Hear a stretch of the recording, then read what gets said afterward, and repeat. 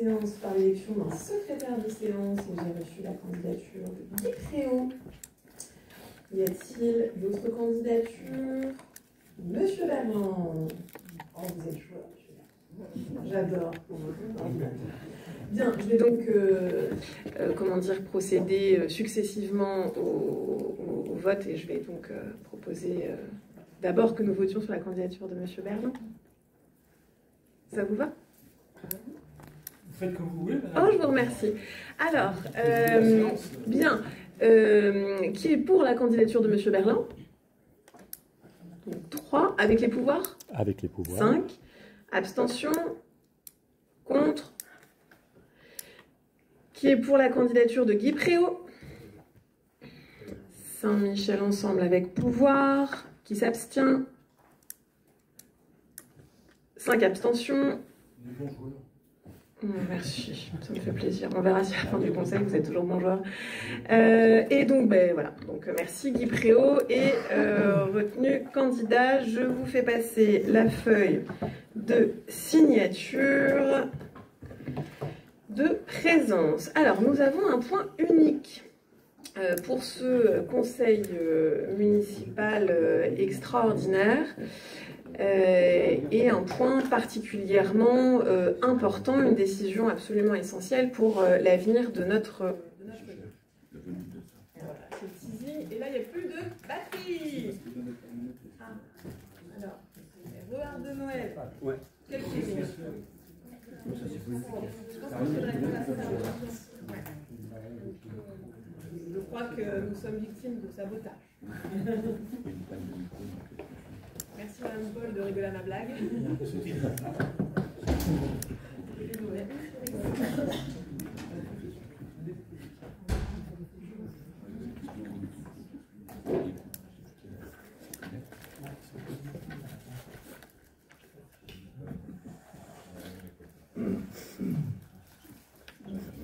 C'est pour ménager les effets.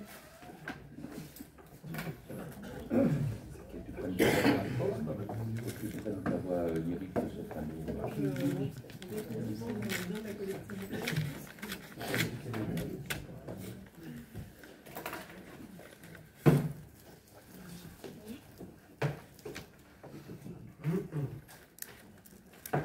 Je vais pas apprécier de prendre les tutos. Oui, c'est ça.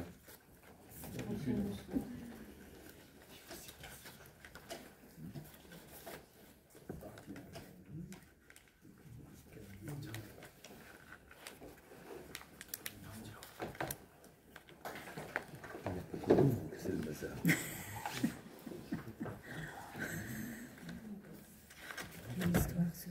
Oui. Plus facile à vous préparer que par les portes.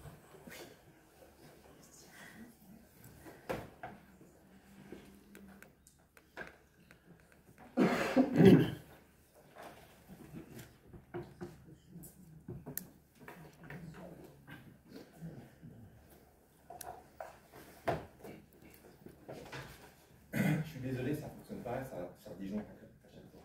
Ah. Bon. Et du coup, le micro sans fil, il fonctionne ou pas? On peut garder l'animation Noël, mais... Et le porte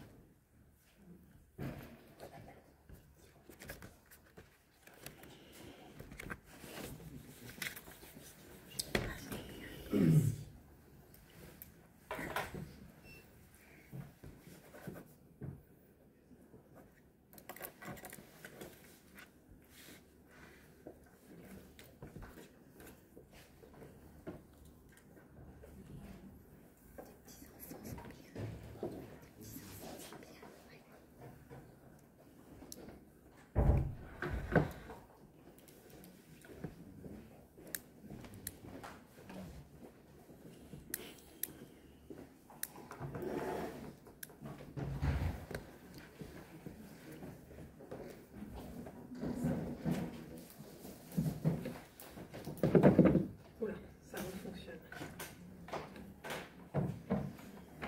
Bon, j'espère qu'on ne sera pas coupé de nouveau. J'espère. Bien, je disais donc que ce matin, nous sommes donc réunis pour prendre une décision essentielle pour l'avenir de notre ville, puisqu'il va s'agir d'acheter ou pas, à l'euro symbolique, les cellules de la galerie qui appartiennent à Casino, et je précise, les cellules de la galerie basse. Alors, je le dis dès le début, ce choix il est fait en responsabilité, et c'est ainsi qu'il vous est proposé, puisqu'il conditionne la réouverture prochaine d'un supermarché à Saint-Michel-sur-Orge. Je le dis très clairement, c'est la condition sine qua non de cette réouverture pour deux raisons. La première, c'est que la SFPL, qui est donc l'une des parties de la promesse de vente qui a été signée avec le groupe Casino, donc la société foncière Paris-Languedoc, rachète uniquement le niveau haut de la galerie pour y implanter un supermarché.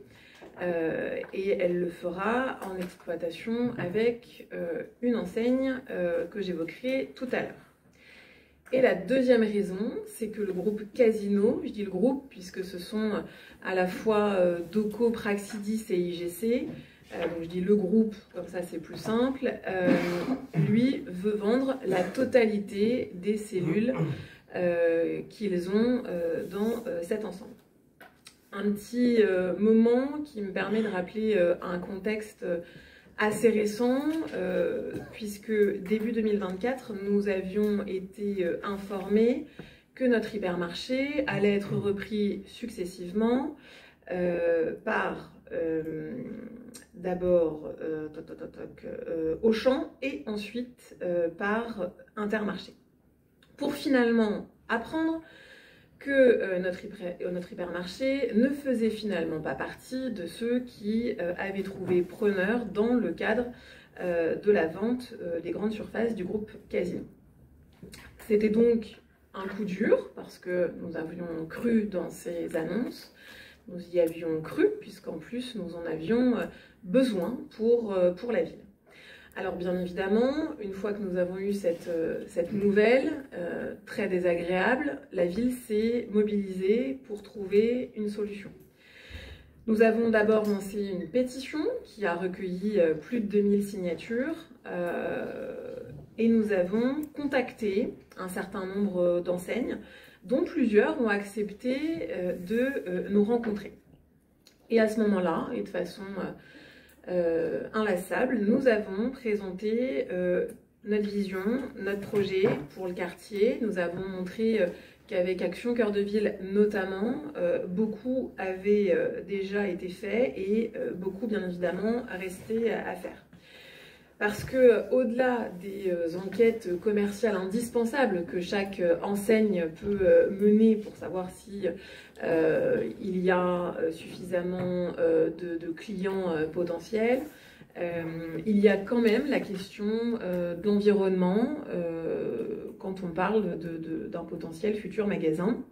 Ça occupe une place importante, même si effectivement ça ne rentre pas dans les cases d'un tableau Excel.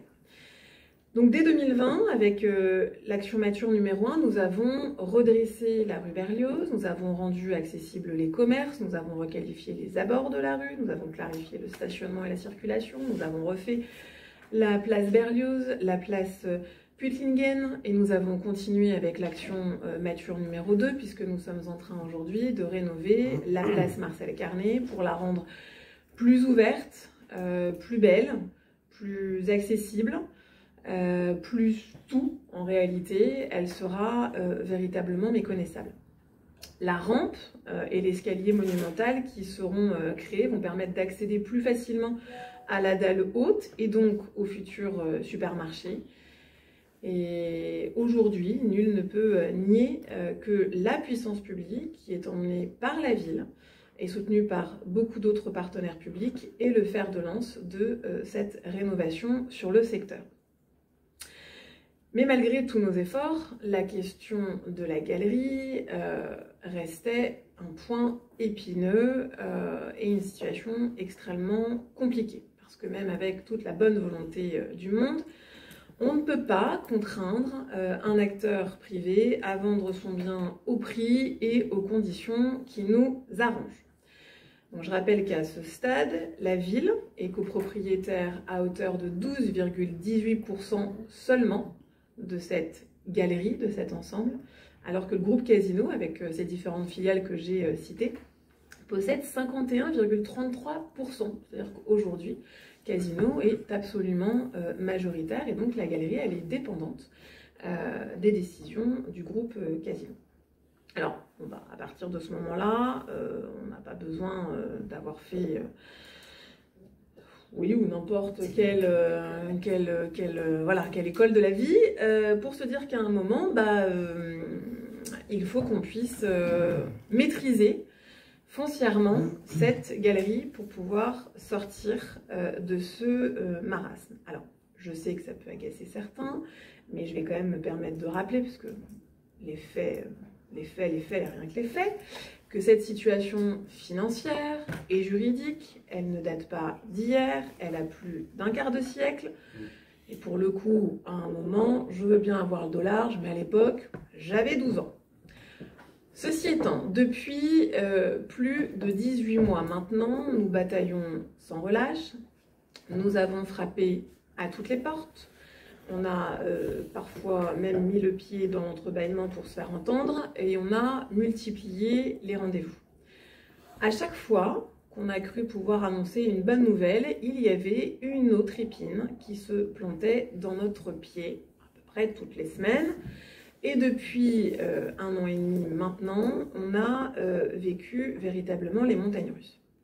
Alors oui, à chaque fois qu'on nous demandait où nous en étions, nous répondions que les négociations étaient toujours en cours, parce que c'était vrai, parce qu'on est prudent, et parce que dans ce monde merveilleux, aujourd'hui, politique, on ne nous épargne rien, et surtout pas les mensonges et les manipulations. Les négociations ont été très longues, certes, et on peut le regretter, en tout cas, ça a été. En tout cas, nous avons eu à cœur de faire en sorte de pouvoir maintenir le dialogue entre les différents protagonistes qui avaient un certain nombre de clés. Alors, rien de concret, c'est sûr, pendant un moment. Mais en l'occurrence, moi, mon devoir, c'est de ne pas mentir. Jusqu'à très récemment, rien n'était signé et donc il n'y avait rien de gravé dans le marbre. Alors, j'imagine déjà les tombereaux de Moudou, si j'avais annoncé quoi que ce soit qui finalement ne s'était pas concrétisé. On m'aurait dit mensonge, tout ça. Donc oui, j'assume totalement d'avoir attendu que juridiquement, nous ayons une base pour que ce soit solide et pour annoncer cette première étape. C'est le fruit d'un travail de très longue haleine qui nous aura beaucoup occupé. Une grande partie de mon temps est celui de mes équipes et c'était un travail nécessaire. Aujourd'hui, nous avons donc une première étape qui a été franchie avec la promesse de vente qui a été signée entre Casino et la SFPL pour la partie haute de la galerie. Et j'espère, pour moi en tant que maire, la possibilité de signer pour la partie basse, ce qui fera de la ville un partenaire absolument incontournable de la galerie, me permettant ainsi de pouvoir peser définitivement pour défendre les intérêts des Saint-Michélois, à commencer bien évidemment par le retour d'un supermarché. Alors j'entends déjà la critique, parce qu'il faut toujours se souvenir de tout, y compris de ce qui a été dit, de ce qui a été écrit, de ce qui a été fait. Mais on ne peut pas passer son temps à me dire qu'embellir les abords, c'est bien, mais qu'il faudrait d'abord, et je cite, faire peser les financements sur la restructuration du site pour ensuite venir me les reprocher. Parce que tout ça, ça laisse des traces. Ensuite, certes, l'achat des cellules dans la galerie va impliquer le paiement de charges qui vont peser sur le budget communal. Mais nous n'avançons pas à l'aveugle. Il y a un projet, une vision qu'on doit continuer de développer pour le quartier. Et je vais paraphraser Jean-Pierre Raffarin. Eh ben non, je vais dire que la pente est forte, mais notre route est droite. Oh ouais, je serai médité chacun. Je m'adapte en fonction des publics. Je ne dirai pas ce que je cite avec les conseils municipaux des enfants, mais Florine rigole à l'avance. Cette stratégie, cette volonté de redynamiser le quartier, la ville, parce que c'est bien un projet de ville sur ce secteur, on la met en œuvre pas à pas, depuis des années, en finançant des études et en rachetant des cellules au fur et à mesure des opportunités. Et nous le faisons en négociant, puisqu'il n'est pas question de le faire sans réfléchir et encore moins sans utiliser l'argent public de façon correcte. Et c'est d'ailleurs pour ça qu'on a pu bénéficier du dispositif Action Cœur de Ville en 2017, qui, je le rappelle, aurait dû compter 3 villes en Essonne, et on en comptait 5, et la dernière, c'était Saint-Michel-sur-Orge. Parallèlement, on s'est déjà mis au travail, on pousse pour trouver des solutions qui permettront de sortir de ces contentieux qui existent maintenant depuis quelques décennies. Et la future position que nous allons occuper, si le Conseil le décide souverainement au sein de cette copro, nous permettra d'avancer sur ce point. En tout état de cause, et il faut pouvoir se rendre à l'évidence, la galerie marchande attenante à une grande surface ne fonctionne plus aujourd'hui. C'est en déclin depuis plusieurs années, pas depuis 3 ans, pas depuis 5 ans, depuis bien plus longtemps. C'est en déclin par rapport à des habitudes de consommation qui ont changé, par rapport au commerce en ligne, par rapport à d'autres modèles qui peuvent se développer. Et ce modèle-là qui a pu fonctionner un jour ne fonctionne plus aujourd'hui. Alors on peut le regretter, je le dis à chaque fois, mais c'est ainsi. Et je ne suis pas sûre que nous ayons à notre échelle les clés pour pouvoir lutter contre ce mouvement qui est bien plus fort que nous. Et on le voit bien d'ailleurs, puisque nous ne sommes pas seuls. Beaucoup d'autres centres commerciaux franciliens ou ailleurs ont exactement les mêmes contraintes, sont obligés de se réinventer. Parfois, pour le coup, j'ai quelques exemples en tête, il n'y aura pas du tout de supermarché qui permettra de faire rebondir un secteur de ville. Le nôtre ne fait pas exception et on en a quelques-uns pas très très loin où les difficultés sont criantes. Et donc on a l'obligation de se réinventer là-dessus, et c'est pour ça qu'on réfléchit déjà à la suite à toutes les possibilités qui s'offrent à nous. On a déjà pris contact avec un commercialisateur et les choses vont bien évidemment continuer de se travailler, y compris avec les habitants. Mais comme je le dis, les choses prennent du temps et nous avons aujourd'hui besoin de sécuriser déjà cette première partie de démarche. Enfin, concernant l'enseigne, qui s'implantera à Saint-Michel-sur-Orge, l'enseigne partenaire de la SFPL. Rien n'est encore signé à ce stade, et donc je fais bien attention au choix des mots, puisqu'ils seront repris et déformés. Néanmoins, je ne pense pas trahir de secret, puisque je l'ai déjà dit, que l'enseigne qui est très fortement pressentie, c'est celle d'Intermarché. Ce groupe qu'on connaît plutôt bien, a son siège national en Essonne et elle souhaite poursuivre son investissement local. Les discussions continuent avec SFPL, mais j'ai bon espoir que cela aboutisse d'ici la fin de l'année. Et des derniers échanges que nous avons eus, la réouverture, on est dans un calendrier qui la permettrait en septembre 2026. Alors, il y a bien évidemment des délais administratifs un volume de travaux à réaliser important, puisqu'il y a